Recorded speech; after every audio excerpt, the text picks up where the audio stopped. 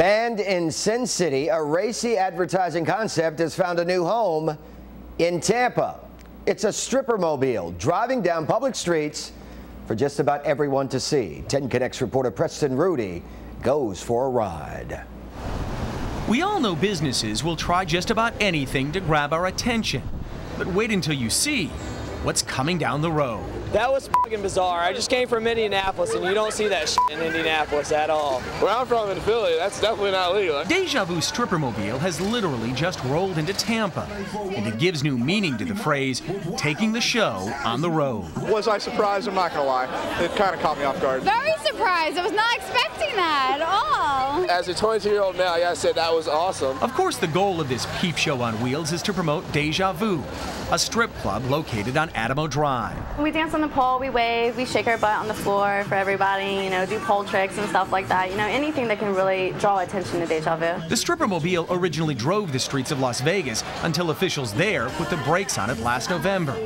Now it's been moved to Tampa, where it's definitely turning heads. We have a few here and there that, a few frowns here and there, but for the most part, it's all thumbs up. I thought it was very good advertisement. Yes. Make you want to go to Deja Vu?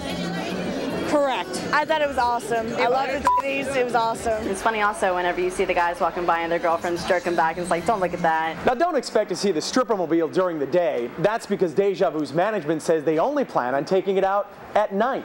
That's between 10 p.m. and 2 a.m. in the morning, and normally that's either in club areas like Ybor, Channel Side, or either, Hyde Park area. So where party people are, that's where we like to be. But whether the stripper mobile turns you on or turns you off, it's sure to have you talking. I thought it was very creative. In Tampa, Preston Rudy, 10 Connects. Now, the director of code enforcement for the city of Tampa tells 10 Connects unless the dancers are taking their clothes off and doing something lewd, the stripper mobile is not in violation of any codes. He adds, so far, they haven't received any complaints.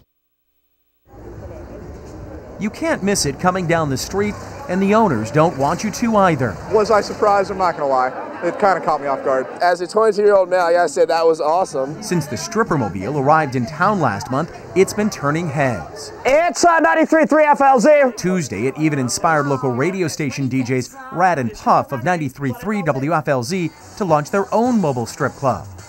Well, sort of. We saw it on 10 Connects, so we thought to ourselves, hey selves, let's do this for Rat and Puff. And they say imitation is the most sincere form of flattery. But putting the brakes on the stripper mobile is no joke for some. One 10 Connects viewer told us the stripper mobile stinks. Declining morality doesn't even touch this. Another wrote, I thought there was a seatbelt law. Guess I don't have to wear one anymore. Just to be sure, we checked with Tampa police, and they said, there's no violation of the seatbelt policy. However, our attorney is looking at the way they're dressed and obviously some of the gestures that they're doing, if that is a violation of some sort of city ordinance or state law. But so far, officials tell us they can't find anything illegal with this road show. And Deja Vu stresses the dancers keep their clothes on while going down the street. No nudity on the streets, simply pole dancing only. So for now, the stripper mobile can keep rolling along, to the pleasure of some. I just came from Indianapolis, and you don't see that shit in Indianapolis at all. And disgust of others.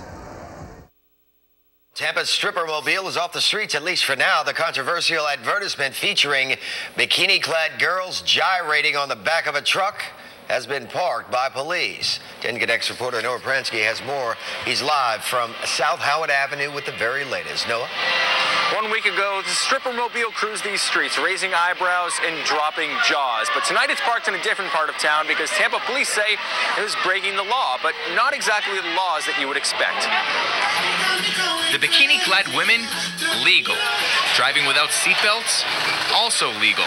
Their traffic and crowd-stopping moves, well, we think those are legal too. But on this night, stripper mobile sits parked at the Deja Vu nightclub on Adamo Drive because of a technicality with its Nevada license plates. Obviously, that's the beginning of being able to drive any vehicle on the roads. We're going to verify that that's valid and take it from there. The club's attorney, Luke LaRoe, expects Deja Vu to remedy the problem soon, but Tampa police tell us they needed to address the decency issue as well, and we're happy to sit down with Deja Vu representatives. After an hour, the two sides had struck a compromise. They're going to increase the attire on the young ladies, and they're going to edit out some of the more graphically inspired components of their dance performance. LaRoe says that includes the women's, quote, vigorous oscillations. But as sensitive as the club is to the critics of Strippermobile, it's not willing to forfeit its First Amendment rights. They say they'll bend over backward to protect them. Deja Vu doesn't know how quickly it can get Strippermobile back on the streets, but when it does, it promises to keep it away from any residential neighborhoods and only in entertainment districts like this one. Live in South Tampa, Noah Pransky, 10 Connects.